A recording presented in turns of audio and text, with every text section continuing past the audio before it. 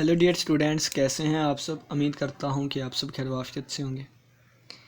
आज हम एक वेरी इंपॉर्टेंट थ्योरम करेंगे जिसको एक ख़ास नाम दे दिया गया, यूक्लिड थ्योरम। ये थ्योरम हमारे पास एक मैथमेटिशियन यूक्लिड ने दिया था, इस वजह से हमने इसको नाम दे दिया यूक्लिड थ्योरम का। अब ये थ्योरम कहता क्या है?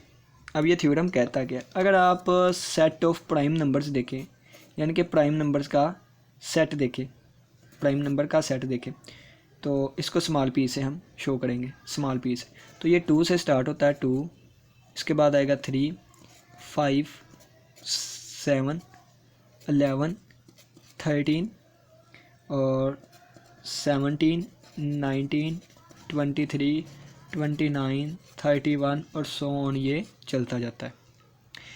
अब अगर हम देखें तो ये क्या है? चलता जाता है। क्या चीज़ है? आगे चलता जाता है, ख़त्म नहीं होता। तो यही हमारे पास थ्योरम है, यही हमने प्रूव करवाना है कि there are infinitely many primes. यही चीज़ हमने शो करवानी है। फोकस, चलें जी, हमने शो क्या करवाना है? There are infinitely many primes, यानी कि ये प्राइम चलते जाते हैं, ख़त्म नहीं होते। अब इसको हम प्रूव करवाएंगे बाय यूजिंग कंट्राडिक्शन मेथड, ठीक है ना। इसको हम प्रूव करवाएंगे, यानी कि हम ये कहते, हमने ये चीज़ प्रूव करवानी है कि प्राइम नंबर्स इन्फिनिटली हैं, यानी कि चलते जाते हैं, ख़त्म नहीं होते। तो हम सपोज करेंगे, सपोज ऑन कंट्रेरी, हमने सपोज कर लिया there are only finite number of primes. देखें जी, हमने ये शो करवाना है कि बहुत सारे प्राइम्स हैं, ख़त्म ही नहीं होते हैं, चलते जाते हैं। अब हमने इसको प्रूफ करवाना है तो हम इसको कंट्रेरी से प्रूफ करवाएंगे, यानी कि हम ये लेके चलेंगे कि फाइनाइट नंबर ऑफ प्राइम्स हैं। अब ये लेके चलते एक चीज़ तक पहुंचेंगे, वो चीज़ हमें पता है बिल्कुल ठीक है, लेकिन वो वहाँ पे गलत होती होगी। तो हम कहेंगे कि इस चीज़ को लेके चले थे तो ये रिज़ल्ट आया, यानी कि इस चीज़ को लेके चलते गए थे तो हमारे पास सही चीज़ को गलत कहा जा रहा है, तो इसका मतलब है कि ये चीज़ गलत है, तो इसके उलट ठीक होगा ये वाला, ठीक है ना। कंट्राडिक्शन से हम कैसे प्रूव करते हैं? हम एक गलत चीज़ को लेकर चलते हैं, जब गलत चीज़ को लेकर चलते हैं तो आगे हमारे पास एक गलत रिज़ल्ट बन जाता है, जो कि होता बिल्कुल ठीक है। यानी कि एक गलत रिज़ल्ट बन जाता है तो हमें पता चल जाता है कि ये चीज़ गलत है। अच्छा, तो इसका मतलब कि ये जो हमने लेट की थी वो चीज़ गलत है, ठीक है ना। तो इस वजह से उसका उलट ठीक होता है। एग्जाम्पल है, तो एक एग्जाम्पल से पहले हम समझते हैं कि हम थ्योरम को कैसे करेंगे, ठीक है ना। तो इन प्राइम नंबर्स को मैंने क्या किया? Only finite number of primes है, ये मैंने सपोज कर लिया, और उन प्राइम्स को मैंने क्या कहा? P1, P2, P3 और सो ऑन Pn, ठीक है। मैंने कहा कि कहीं पे जाके ये ख़त्म हो रहे हैं, और मैंने प्रूफ क्या करवाना है? प्रूफ मैंने ये चीज़ करवानी है कि ये चलते जाते हैं, ठीक है ना। ये चीज़ मैंने प्रूफ करवानी है। तो ये चीज़ को कंट्राडिक्शन से प्रूव करवाएंगे, यानी कि पहले मैंने ये चीज़ मान ली कि ये एक जगह पे जाके ख़त्म हो जाते हैं। अब देखें, अब पहले मैं आपको एक छोटी सी एग्जांपल बता देता हूँ। छोटी सी एग्जांपल, ये वाली चीज़ है ना, ये वाली चीज़। तो अगर मैं n की वैल्यू 3 रख देता हूँ, अगर मैं n की वैल्यू 3 रख देता हूँ, तो अगर मैं n की वैल्यू 3 रख दूँगा तो इसका मतलब क्या है? n की वैल्यू मैंने 3 रखी, तो इसका मतलब है मेरे पास सिर्फ 3 ही प्राइम्स हैं। पूरी ज़िंदगी, पूरी लाइफ में 3 ही प्राइम है। एग्जांपल दे रहा हूँ, ठीक है ना। तो वो कौन कौन से प्राइम है? तो मैंने पहले एलिमेंट से उठा लिए, मैंने कहा कि वो प्राइम नंबर वो 2 है, 3 है और 5 है, और इनके आगे जो भी नंबर्स हैं वो कंपोजिट है। यानी कि मैंने कह दिया कि अगर मेरे पास सेट होता है ना कि 2 से प्राइम स्टार्ट होते हैं ना, 2, 3, 4, 5, 6, 7, 8 सो ऑन चलते गए हैं अगर, तो मैं कहता हूँ कि सिर्फ ये प्राइम है, सिर्फ ये प्राइम है और सिर्फ ये प्राइम है। आगे जो भी हैं वो सारे कंपोजिट होंगे, आगे जो भी हैं वो सारे कंपोजिट होंगे, ठीक है। अब देखें, अब गिनती नहीं ख़त्म होती, गिनती चलती जाती है। अगर गिनती ख़त्म हो जाती तो प्राइम नंबर्स भी ख़त्म हो जाते।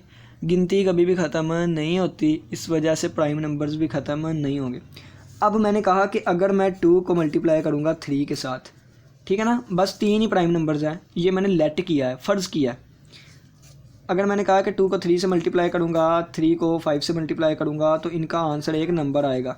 5 3 बार 15, 15 2 बार 30, तो आंसर आ गया 30। अब ये मेरे पास क्या आ गया, ये मेरे पास आ गया एक नंबर, ठीक है ना। अब मैंने कहा कि अगर मैंने फ़र्ज़ किया है, इसको नाम दे दिया क्यू का नाम दिया।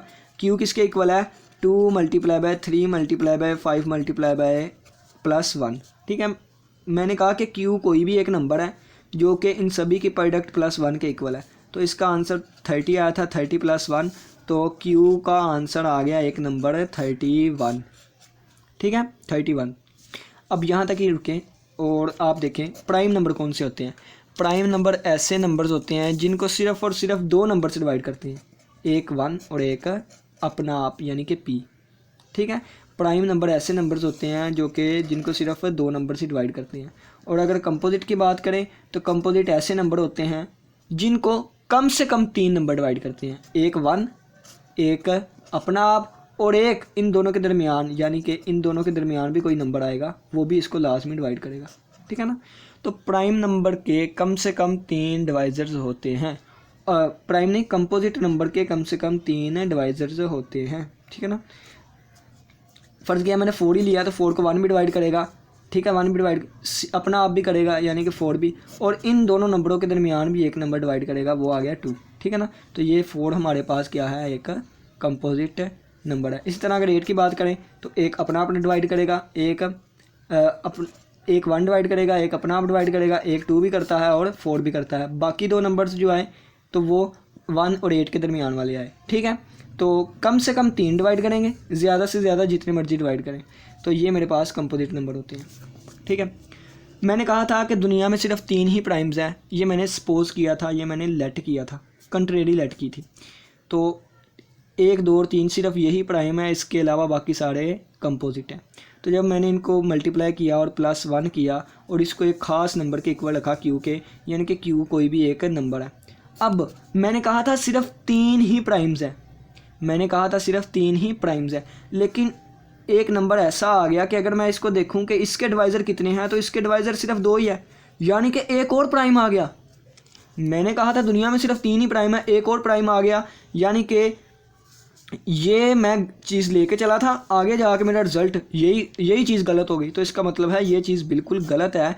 इसका मतलब है कि 2 3 5 के अलावा भी कोई प्राइम्स हैं जिसको मैंने 31 का नाम दिया, ठीक है। तो ये चीज़ गलत हो गई। अब इसी तरह मैं इसको प्रूव करूँगा, ये चीज़ लेके चलूँगा, जब इसको मैं लेके चलूँगा तो आगे जाके एक रिज़ल्ट की खिलाफ वर्जी होगी, जो कि रिज़ल्ट बिल्कुल ठीक होता है उसकी खिलाफ वर्जी होगी, तो मैं कह दूँगा कि ये चीज़ गलत है, तो इसके उलट ये वाली चीज़ है, तो ये बिल्कुल ठीक है, ठीक है ना। तो चलिए स्टार्ट करते हैं। अब देखें कि अब मैंने क्या किया, एक नंबर क्यू लिया, एक नंबर, और मैंने कहा है कि ये नंबर किसके इक्वल है, P1 P2 P3 और सो ऑन Pn, यानी कि ये सारी प्रोडक्ट और +1 इसके इक्वल है, +1 इसके इक्वल है। अब एक और मज़े की बात मैं बताता हूँ कि अगर आप देखें तो ये जो Q का आंसर आया कितना आया था, 31 आया था। 31 किसके इक्वल था, 2 multiply by 3 multiply by 5 multiply by 1, ठीक है ना, यानी कि ये वैल्यू यहाँ पे पुट की। अब ये देखें, ये 31 जो है ना, ये 2 से भी बड़ा है, ये 31 3 से भी बड़ा है, ये 31 जो है वो 5 से भी बड़ा है, यानी कि ये 31 इन सभी से बड़ा है, ठीक है ना, ये 31 इन सभी से बड़ा है। तो यहाँ से मुझे पता चला कि Q जो है इन सभी नंबर से बड़ा है, Q जो है इन सभी नंबर से, इन सभी प्राइम से बड़ा है। अब देखें आपके बुक पे ना P का यूज़ किया गया है, तो मैं उसको लेके बहुत ज़्यादा कंफ्यूज हुआ था, मैं P को प्राइम समझ जा रहा था, तो इसलिए मैंने स्पेशली इसको Q कहा है। तो आपकी बुक वालों ने बहुत घुमाया मुझे। चले मैं आसान से आसान समझाता हूँ आपको, ताकि आप लोग को समझ आ सके। ये तीसरी वीडियो है, पहली 2 वीडियोस बना के मैंने गलत की हुई हैं बुक की वजह से नहीं, मेरी अंडरस्टैंडिंग का ज़रा सा मसला आ गया था, ठीक है ना। अब देखिए एक एक चीज़ समझाऊंगा, आप सेटिस्फाई भी होंगे, हाँ जी कि समझ आ गई है, बिल्कुल ठीक आ जा रहा है, सही है ना। अब देखिए जी अब ये Q मैंने एक नंबर ले लिया, ये सारे प्राइम्स हैं और +1 किया था, ठीक है ना। तो इसका आंसर कोई ना कोई नंबर आएगा, तो उस नंबर को मैंने Q का नाम दे दिया, ठीक है ना। वो जिस तरह 31 भी एक नंबर था, तो ये एक आम कोई नंबर है, ठीक है। अब देखिए, अब फंडामेंटल थ्योरम ऑफ अरिथमेटिक में हम पढ़ के आए, फंडामेंटल थ्योरम ऑफ अरिथमेटिक में हम पढ़ के आए, थ्योरम ऑफ अरिथमेटिक में पढ़ के आए, अगर कोई भी एक नंबर है उसको हम प्रोडक्ट ऑफ प्राइम्स में लिख सकते हैं, या तो वो प्राइम होगा या तो प्रोडक्ट ऑफ प्राइम्स। अब ये क्यों प्राइम नहीं हो सकता, अब ये क्यों प्राइम नहीं हो सकता, क्योंकि अगर मैं इन प्राइम्स की बात करूं तो सबसे बड़ा प्राइम ये है, सबसे बड़ा ये प्राइम होगा ना, यानी कि P1 भी प्राइम था, P2 भी, P3 भी, सबसे बड़ा प्राइम ये है। तो ये जो Q है ना, ये Q इससे भी बड़ा है, प्राइम्स तो यहीं पे ख़त्म हो गए थे, प्राइम्स तो यहीं पे ख़त्म हो गए थे, तो इससे बड़ा एक नंबर Q है, तो Q प्राइम नहीं हो सकता, बल्कि ये क्या होगा, ये एक कंपोजिट होगा, ये एक कंपोजिट होगा। अगर ये कंपोजिट है तो फंडामेंटल थ्योरम ऑफ अरिथमेटिक कहता है इसे हम प्रोडक्ट ऑफ प्राइम्स में लिख सकते हैं, प्रोडक्ट ऑफ प्राइम्स में लिख सकते हैं, प्रोडक्ट ऑफ प्राइम्स में, ठीक है ना। जब हम इस Q को प्रोडक्ट ऑफ प्राइम्स में लिखेंगे तो वो प्राइम नंबर कौन से होंगे, वो दोबारा प्राइम नंबर्स भी यही होंगे, क्योंकि दुनिया के हमने कहा है कि सारे प्राइम्स तो ये वाले हैं, दुनिया के सारे प्राइम्स तो ये हैं, तो प्रोडक्ट ऑफ प्राइम्स में भी जो लिखेंगे वो इसी में से प्राइम्स आएंगे। और हम कहते हैं कि Q में एक प्राइम नंबर PK भी आ रहा है, आपकी बुक पे PL नाम दिया गया, ठीक है ना। मैंने कहा कि जो product of primes I Q की, उनमें एक PK भी आ रहा है, तो इसका मतलब है PK आ रहा है तो PK डिवाइड करेगा Q को। एग्जाम्पल मैं देता हूँ आपको, फ़र्ज़ किया कि मैंने लिख लिया 6, तो 6 Q की वैल्यू फ़र्ज़ किया 6 है और इसकी प्राइम फैक्टराइजेशन 2 × 3 आई है, तो 2 भी डिवाइड करेगा 6 को और 3 भी डिवाइड करेगा 6 को, ठीक है ना। तो ये मैंने कह दिया। अब देखें, यानी कि Q की जो भी प्रोडक्ट ऑफ प्राइम्स आएगी ना, जो भी आएगी, उसमें से एक नंबर PK लाजमी एक PK होगा जो कि Q को डिवाइड करेगा, ठीक है ना। अब देखें यहाँ पे आए, अब टोटल प्राइम्स ये हैं, टोटल प्राइम्स ये हैं, दुनिया के सारे प्राइम्स ये हैं, तो इन्हीं प्राइम्स यानी कि ये जो PK है ना, ये यहाँ पे भी लाजमी होगा, ठीक है ना। तो PK यहाँ पे भी लाजमी होगा, इसमें भी कोई ना कोई PK लाजमी है, ठीक है ना। तो अब ये PK जो है, ये जो PK है, ये हमारे पास Q को लाजमी डिवाइड करेगा, क्योंकि Q की प्रोडक्ट में हमने PK देखा, क्योंकि Q की हमने, अब देखें ना कि अगर 6 को, अगर फ़र्ज़ किया कि K की वैल्यू कितनी है, Q की वैल्यू कितनी है, 6 है, फ़र्ज़ किया कि Q की वैल्यू हमारे पास 6 है, तो 6 को 2 × 3 लिख दिया, तो 2 भी डिवाइड करेगा 6 को, 3 भी डिवाइड करेगा 6 को। दुनिया के सारे प्राइम्स इसमें मौजूद हैं, दुनिया के सारे प्राइम्स इसमें मौजूद है, तो यानी कि ये जो प्रोडक्ट लिखी है हमने, ये सारे प्राइम्स भी यहाँ पे मौजूद है, ये सारे प्राइम्स भी यहाँ से मौजूद है। अगर यहाँ पे मौजूद है तो जो नंबर्स यहाँ पे है वो नंबर्स यहाँ पे भी होंगे। तो अब देखें, जिस तरह ये प्राइम भी डिवाइड करता था Q के, अब देखें ना कि ये प्राइम भी डिवाइड करता है Q को, ये प्राइम भी डिवाइड करता है Q को, यहाँ पे जो भी प्रोडक्ट आएगी वो सारी इसको डिवाइड करेगी, ठीक है। तो यहाँ के प्राइम्स भी इसको डिवाइड करेगी, ठीक है ना। वही प्राइम्स यहाँ पे पाए जाएंगे और वो Q को लाजमी डिवाइड करेंगे, ठीक है। तो यहाँ पे अगर मैं बताऊँ K की वैल्यू क्या है, तो K की वैल्यू हमारे पास 1 से बड़ी रहेगी और छोटी रहेगी N से, ठीक है ना। तो यहाँ से हमें पता चल गया PK डिवाइड करता है किसको, Q को। अब यहाँ तक बात आ गई। अब देखें, PK डिवाइड करता है, इस चीज़ की वैल्यू क्या है, इस चीज़ की वैल्यू ये वाली सारी है, ठीक है ना। तो K की जगह हम K की वैल्यू पुट करेंगे, मैं दोबारा आपको समझाने की कोशिश करूँगा एट द एंड, ताकि आपको ये अच्छे तरीके से समझ आ सके, ठीक है। अब देखें, ये चीज़ भी बिल्कुल ठीक, ये चीज़ भी ठीक, PK इस सभी चीज़ को डिवाइड करता है, ठीक है ना, क्योंकि P Q को डिवाइड करता है। अब देखें, अब PK इस सारी में से पाया जाता है, PK इन सभी में से पाया जाता है, तो इसका मतलब PK जो है वो इस सभी को भी डिवाइड करेगा, ठीक है। PK जो है इस सभी को भी डिवाइड करेगा, क्योंकि इसमें कोई ना कोई PK मौजूद है, ठीक है ना। यानी कि देखें, इसमें PK मौजूद है तो PK इन सभी को भी डिवाइड करेगा, क्योंकि ये PK का मल्टीपल है, तो PK इसको भी लाजमी डिवाइड करेगा। अब आप एक थ्योरम पढ़ के आए थे, वो आपको मैं बताता हूँ आपको। तो वो थ्योरम ये था कि अगर A डिवाइड करता है B1 + B2 को, और अगर B1 को भी डिवाइड करता है, उस वक़्त A जो है वो B2 को भी डिवाइड करेगा।